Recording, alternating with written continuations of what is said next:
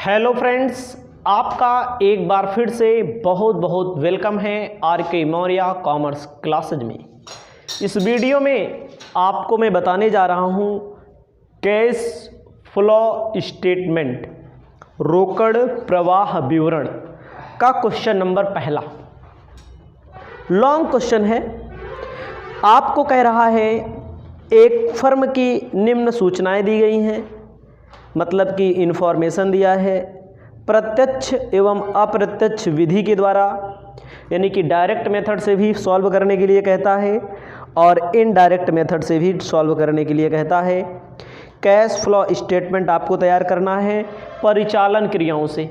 मैंने आपको बताया कैश फ्लो ऑपरेटिंग एक्टिविटी होता है, इन्वेस्टिंग एक्टिविटी होता है, फाइनेंशियल एक्टिविटी होता है। तीन होता है। वित्तीय क्रियाएं पहला होता है संचालन, फिर वित्तीय, फिर विनियोग। तीन होता है, कोई दिक्कत नहीं है। तो पहला ही पूछ रहा है, जैसे पहला आपने शॉर्ट क्वेश्चन पढ़ा उसी से रिलेटेड क्वेश्चन पूछ रहा है। कह रहे हैं सभी उधार बिक्री एवं क्रय वित्तीय वर्ष की अंतिम तिथि में किए गए थे। मतलब कि all credit sale and purchase made during the last quarter, मतलब आखिरी तिमाही में किए गए थे। वर्ष में ना तो कोई लेनदार का भुगतान किया गया और ना ही देनदार से रोकड़ प्राप्त की गई। आपको क्या करना है? सबसे पहले डायरेक्ट मेथड, एक होता है इनडायरेक्ट जो कि मैंने ज़्यादा बताया आपको, दूसरा होता है डायरेक्ट। एक होता है इनडायरेक्ट और एक होता है डायरेक्ट। तो आपको मैंने अभी तक जो बताया है इनडायरेक्ट बताया है, तो पहले इनडायरेक्ट की बात कर लो। ठीक है, अपनी कॉपी में लिख लिए इनडायरेक्ट मेथड। क्या लिखेंगे? Indirect method.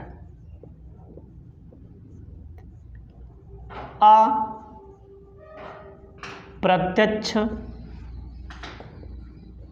विधि।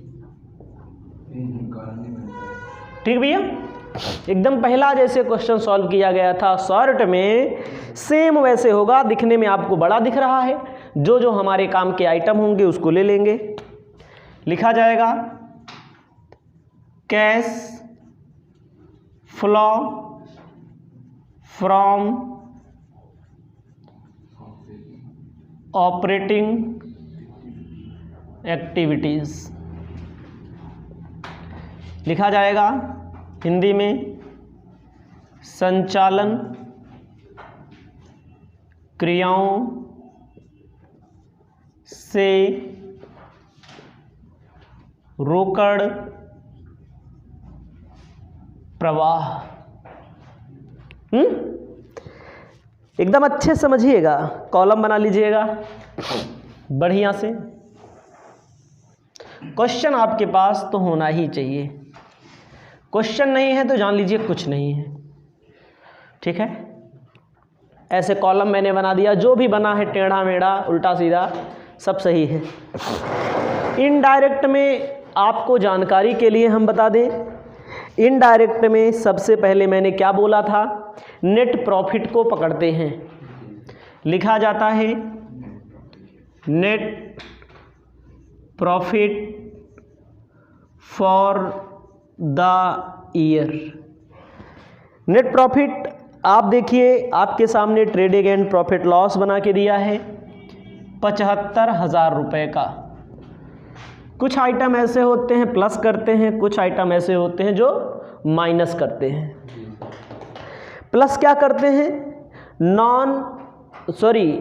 ध्यान दीजिएगा, प्लस क्या करते हैं? Non operating charges. क्या प्लस करते हैं भैया?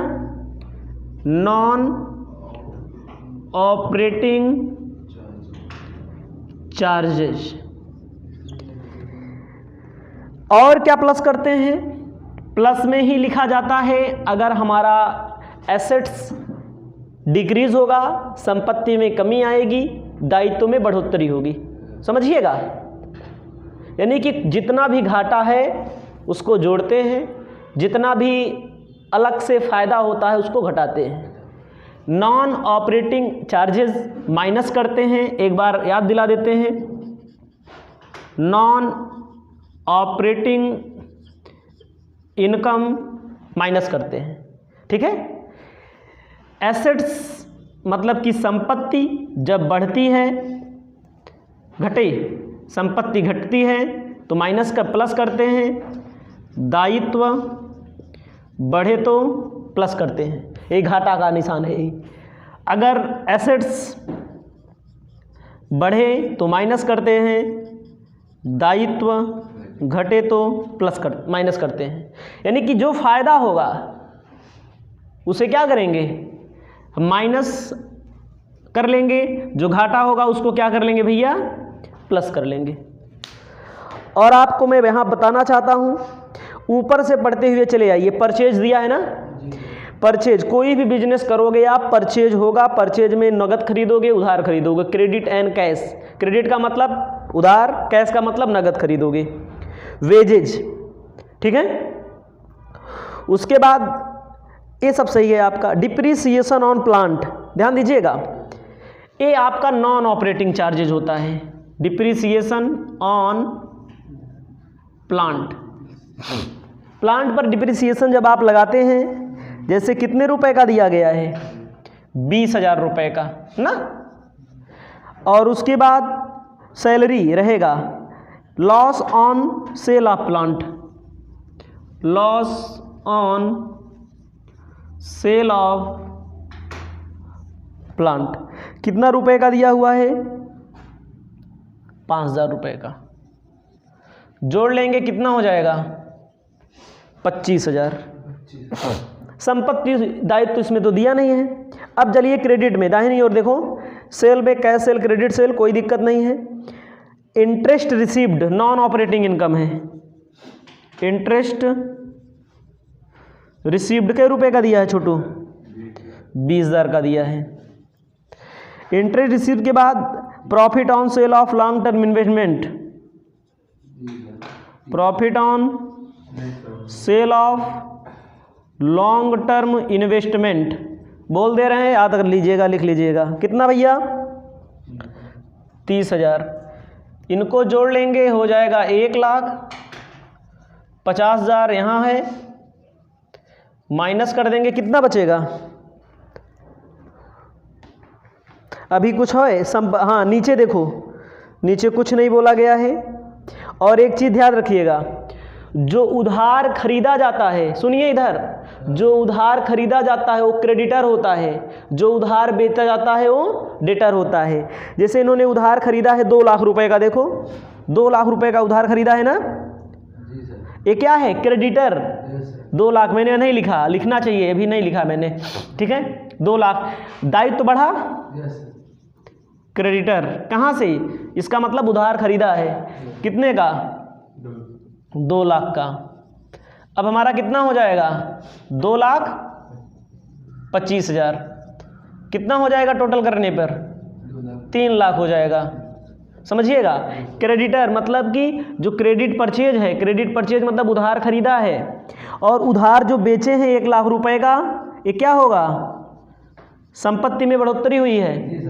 डेटर कितने का है, 1 लाख का।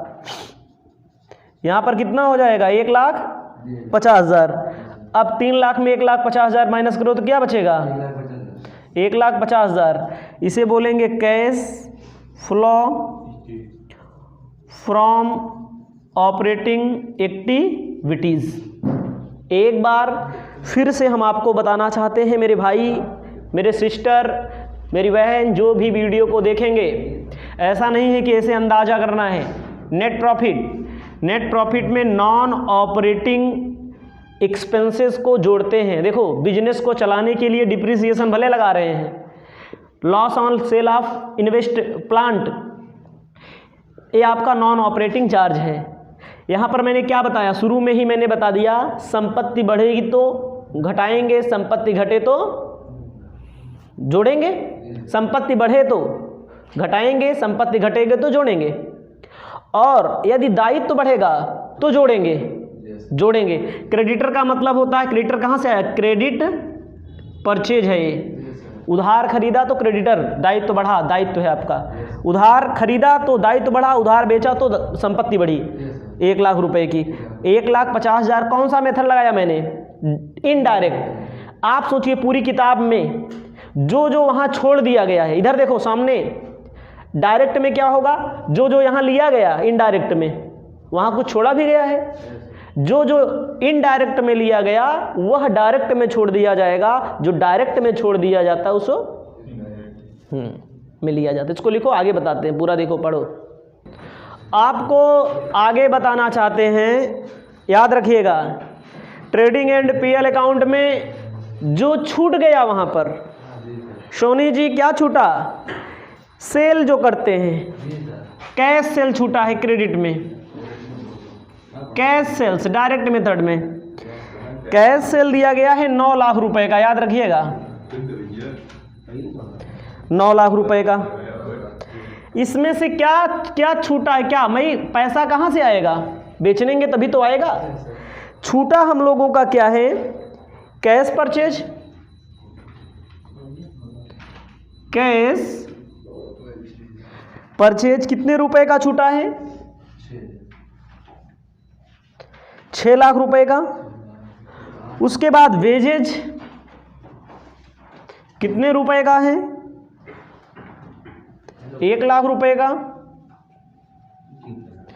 उसके बाद सैलरी कितने रुपए का है? ध्यान दीजिएगा 7,50,000। कितना बचेगा? वही उत्तर आया ना, cash flow from operating activities. अपनी कॉपी में इसको लिख लेना मेरे प्यारे स्टूडेंट। डायरेक्ट मेथड क्या होता है? बेचेंगे, बेचने में से उसके पीछे जो जो सही सही खर्चा किया है, डायरेक्ट खर्चा माइनस कर लेंगे। उसमें क्या होता है? सब इनडायरेक्ट चीज़ें होती हैं, इसमें डायरेक्ट होती हैं। पहला क्वेश्चन लॉन्ग का हो गया। लॉन्ग का दूसरा क्वेश्चन हम आपको बताने का काम करने जा रहे हैं।